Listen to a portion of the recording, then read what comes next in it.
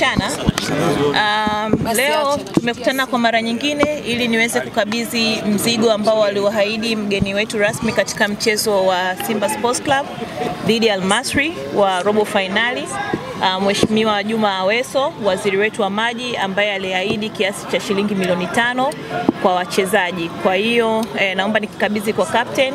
Nimeambatana pia na mjumbe wa bodi ambaye kwa niaba ya bodi yeye atashukuru, na hii ikawe chachu kwa wachezaji wetu. Kwa hiyo naomba nimkabidhi kiwango hichi cha shilingi milioni 5 captain wetu.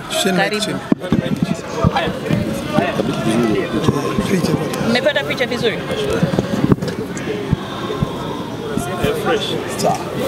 Karibu captain. Asante. Kwa niaba ya wachezaji niseme tunashukuru. Tunamshukuru sana waziri wa maji Aweso.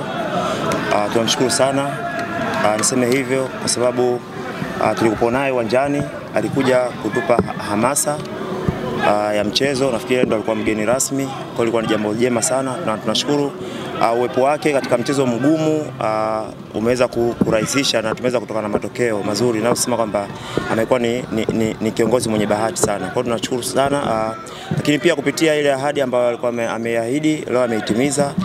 Pia kwa niaba ya wachezaji niseme tena tunashukuru sana, na naamini katika game zijazo anaweza akaahidi kingine zaidi kwa ajili ya kuongeza hamasa kwa wachezaji. Kwa hiyo niseme kwa niaba ya wachezaji tunamshukuru.